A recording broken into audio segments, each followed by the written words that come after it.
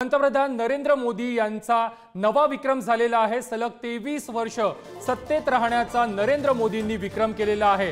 राज्यात आणि केंद्रात सातत्याने नरेंद्र मोदी हे सत्तेत आहेत। 7 ऑक्टोबर 2001 साली पहिल्यांदा गुजरातच्या मुख्यमंत्री पदाची त्यांनी शपथ घेतली होती। 2001 ते 2014 गुजरातमध्ये 4 वेळा मुख्यमंत्रीपदी ते विराजमान होते। त्यानंतर 2014 ते 2024 सलग 3 वेळा पंतप्रधानपदी नरेंद्र मोदी हे विराजमान आहेत। पंतप्रधान मोदी यांनी नवा विक्रम केलेला आहे। मोदी सत्तेच्या 23 वर्षांवरती आपण एकदा नजर टाकूया। 7 ऑक्टोबर 2001 साली गुजरातच्या मुख्यमंत्री पदाची पहिल्यांदा त्यांनी शपथ घेतली। 2002 साली नरेंद्र मोदी बहुमताने विजयी झाले, दुसऱ्यांदा गुजरातचे मुख्यमंत्री झाले। 2007 साली गुजरात विधानसभेमध्ये भाजपला बहुमत मिळालं, नरेंद्र मोदी तिसऱ्यांदा गुजरातचे मुख्यमंत्री झाले। 2012 साली गुजरात विधानसभा निवडणुकीमध्ये विजयानंतर चौथ्यांदा नरेंद्र मोदी हे मुख्यमंत्री झाले। 2014 साली लोकसभा निवडणुकीत मोदींच्या नेतृत्वात भाजपनं विजय मिळवला आणि ते पहिल्यांदा पंतप्रधान झाले। 26 मे 2014 रोजी नरेंद्र मोदींनी पहिल्यांदा पंतप्रधान पदाची शपथ घेतली। 2019 साली लोकसभा निवडणुकीत मोदींच्या नेतृत्वात भाजपला 303 जागांवरती विजय मिळवला आणि दुसऱ्यांदा मोदी हे देशाचे पंतप्रधान झाले। 2024 साली लोकसभा निवडणुकीत एनडीए विजयी झाली आणि मोदी तिसऱ्यांदा पंतप्रधान झाले। या संदर्भात बोलण्यासाठी भाजपचे ज्येष्ठ नेते, माजी राज्यपाल आणि माजी केंद्रीय मंत्री राम नाईक आपल्या सोबत आहेत। राम नाईक जी, पुढारी न्यूज मध्ये आपलं स्वागत आहे। पंतप्रधान मोदी हे सत्तेची 23 वर्ष आज पूर्ण करतायत। 2001 पासून 4 वेळा ते गुजरातचे मुख्यमंत्री होते। 2014 पासून आतापर्यंत 3 वेळा ते देशाचे पंतप्रधान झाले आहेत। मोदींच्या या यशस्वी पूर्ण या आतापर्यंतच्या प्रवासाकडे तुम्ही कसं बघता?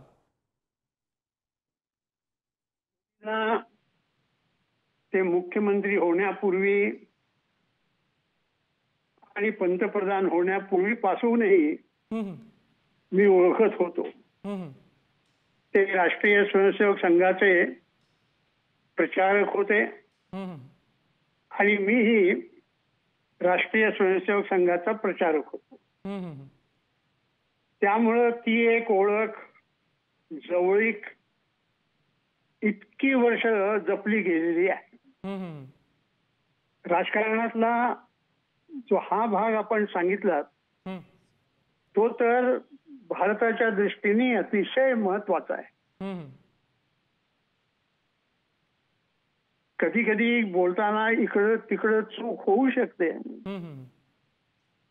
तर 3दा एखादा विजय मिळवणं म्हणजे इंग्रजीत त्याला हॅट्रिक म्हणतात।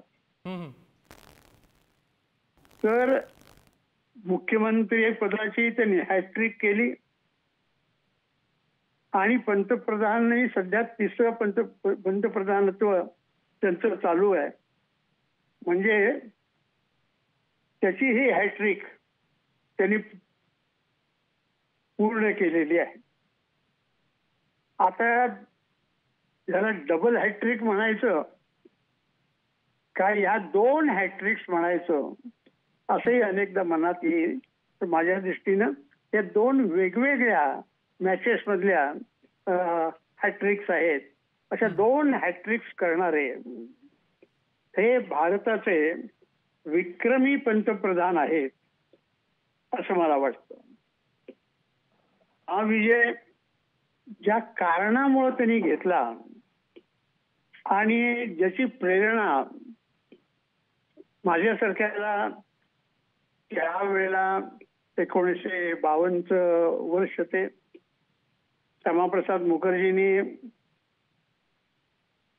जम्मू काश्मीरच्या प्रश्नावरती राजीनामा दिला, भारतीय जनसंघाची स्थापना केली। मी तर त्यावेळेला पुण्याला विद्यार्थी म्हणून कॉमर्स कॉलेजमध्ये शिकत होतो। त्यावेळेला विद्यार्थ्यांच्यासाठी त्यांची एक सभा झाली।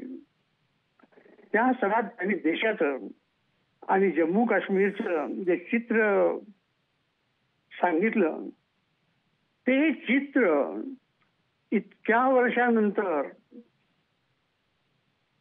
मोदींच्या पंतप्रधान पदाच्या काळामध्ये पूर्ण झालेलं आपण पाहिलं. ते 370 कलम आताच घटनेमध्ये राहिलेलं नाही. नुकत्याच त्या ठिकाणी विधानसभेच्या नव्या निवडणुकाही झालेल्या आहेत. जम्मू काश्मीर सारख्या आपल्या भारताच्या दृष्टीने अतिशय महत्वाच्या अशा राज्यामध्ये हा जो बदल झालेला आहे तो केवळ तिथं या कामासाठी झालेला आहे.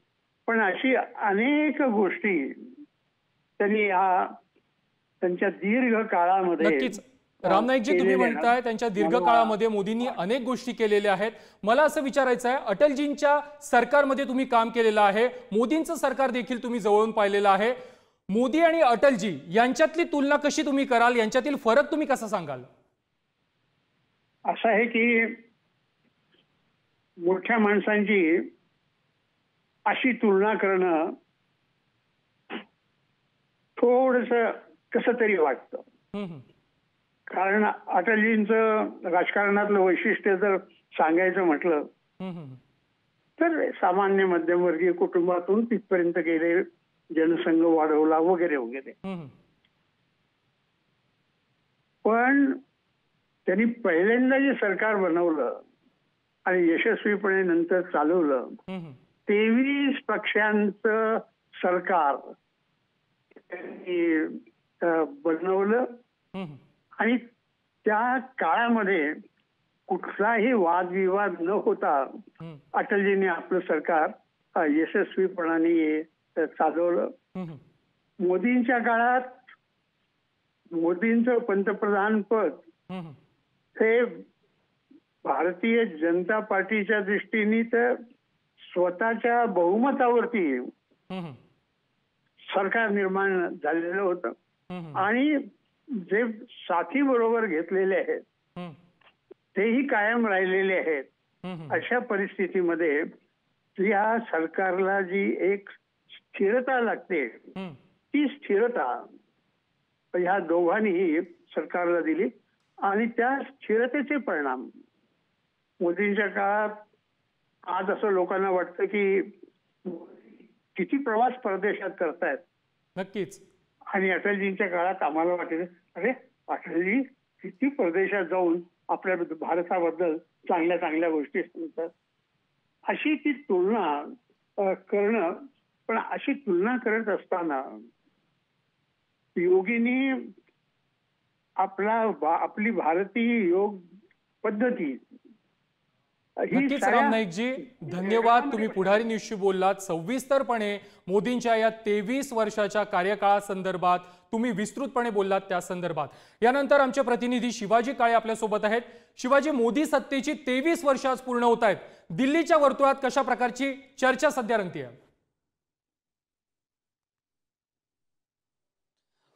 जर पाहिलं तर मोदी यांची ही जी कारकीर्द आहे यासम हाच असंच म्हणावं लागेल. कारण ज्या पद्धतीनं सुरुवातीची 12.5 वर्ष त्यांनी गुजरातचे मुख्यमंत्री म्हणून काम पाहिलं आणि त्यानंतर राजधानी दिल्लीमध्ये पंतप्रधान नरेंद्र मोदी यांची हॅड्रिक आपण देशाने पाहिली. शिवाजी, मी तुला थोड्या वेळासाठी थांबवतो. आपल्याबरोबर काँग्रेसचे ज्येष्ठ नेते हुसेन दलवाईजी आपल्या सोबत आहेत. हुसेन दलवाईजी, पुढारी न्यूजमध्ये आपलं स्वागत आहे. मोदींच्या सत्तेची आज 23 वर्ष पूर्ण होत आहेत. गुजरातमध्ये 4 वेळेला मुख्यमंत्री आणि 3 वेळेला देशाचे पंतप्रधान. विरोधक म्हणून त्यांच्या या प्रवासाकडे तुम्ही कसे पाहता? अगदी बरोबर आहे. गुजरातमध्ये दंगे घडवले, असंख्य लोकांना मारलं, बाळा बापड्यांवर अत्याचार झाले आणि त्यानंतर इथे आले. इथे आल्यानंतर तेच काम चालू केलेलं आहे आणि बड्या उद्योगधंद्यांची दलाली करणं, तिथे जायचं, तिथे अदानीला कॉन्ट्रॅक्ट मिळेल हे पाहणं आणि इथे त्याला जमिनी देणं. इथल्या गरिबांच्या संबंधात, कामगारांच्या संबंधात, इथल्या ह्याच्या संबंधात, शेतकऱ्यांच्या संबंधात कसलेही निर्णय घ्यायचे नाही. त्यांना अतिशय वाईट परिस्थितीमध्ये टाकायचं आणि सतत हिंदू मुस्लिम महिलांना मारता तुम्ही. त्या बिल्किस बानू केसमध्ये जे अडकलेले होते त्या 8 लोकांना सोडता आणि त्यांचे सत्कार करता, हे प्रधानमंत्र्याला न शोभणार आहे असा हा प्रधानमंत्री झालेला आहे. हे पहिले पंतप्रधान की या देशाची संबंध लाभ त्यांनी घालवलेले आहे आणि जागतिक पातळीवर सतत त्यांच्या विरोधात मोर्चे होतात. अनेक ठिकाणी जिथे जातात तिथे निषेध होतात. हे सगळं लक्षात घ्या. या पंतप्रधानांचं नाव फार सत्तेवरून गेल्यानंतर त्यांची काय स्थिती होईल हे आत्ताच त्या लोकांनी त्याचा विचार करावा. हुसेनजी, मात्र सत्ताधारी आहेत ते नक्कीच, धन्यवाद तुम्ही दिलेल्या या प्रतिक्रियेसंदर्भात. पंतप्रधान नरेंद्र मोदी यांचा नवा विक्रम झालेला आहे. सलग 23 वर्ष सत्तेत राहण्याचा मोदींचा हा विक्रम आहे. 4 टर्म गुजरातचे मुख्यमंत्री आणि त्यानंतर 3 टर्म देशाचे पंतप्रधान, अशा प्रकारचा 23 वर्षांचा सत्तेचा प्रवास मोदींनी आज पूर्ण केलेला आहे. आणि या संदर्भात माहिती देत आहेत आमचे प्रतिनिधी शिवाजी काळे. शिवाजी, तू तुझा मुद्दा पूर्ण कर. सगळ्यात महत्त्वाचं, मोदी यांच्या पूर्ण कारकिर्दीकडे आपण जर लक्षात घेतलं तर बेदाग असं म्हणावं लागेल. त्यानंतर आपण दिल्लीमध्ये आल्यानंतर पाहिलेलं असेल की गेल्या सरकारमध्ये युपीएमध्ये ज्या पद्धतीने राजीनामे पडत होते, भ्रष्टाचाराचे आरोप होते, एक सुशासन देशाला देण्याचं काम मोदी यांनी केलेलं आहे. त्यानंतर मोदी यांच्या कामाची वैशिष्ट्ये पाहिले तर महिलांसाठी खास योजना असतात. अजूनही गुजरातमध्ये पाहिलं तर दारूबंदी आपल्याला पाहायला मिळते आहे. आणि मोदी यांच्या कारकिर्दीचं पूर्ण वैशिष्ट्य पाहिलं तर 50 वर्ष मोदी कोणतीही निवडणूक लढले नव्हते. ज्या पद्धतीने 2002ला ते सक्रिय राजकारणात आले, त्यानंतर ते निवडणुका लढायला लागले आणि त्यानंतर सलग त्यांचा परफॉर्मन्स जो आहे तो बेस्ट परफॉर्मन्स राहिलेला आहे. आणि आता मोदी यांनी गुजरातला अगोदर एक नवी ओळख निर्माण करून दिली, त्यानंतर देशाला नवीन जागतिक स्तरावरती नवी ओळख निर्माण करून दिली. त्यानंतर जम्मू काश्मीरमध्ये सगळ्यात महत्त्वाचा कलम 370 सारखा प्रश्न असो, 3 तलाक सारखा प्रश्न असतो, नवीन 3 कायदे असो, यासह अनेक निर्णय त्यांच्या काळामध्ये झाले. जम्मू काश्मीरच्या प्रश्नासंदर्भात जर आपण पाहिलं तर आता निवडणुका झाल्या, मोठ्या प्रमाणात त्या ठिकाणी लोकशाही नांदायला सुरुवात झालेली आहे.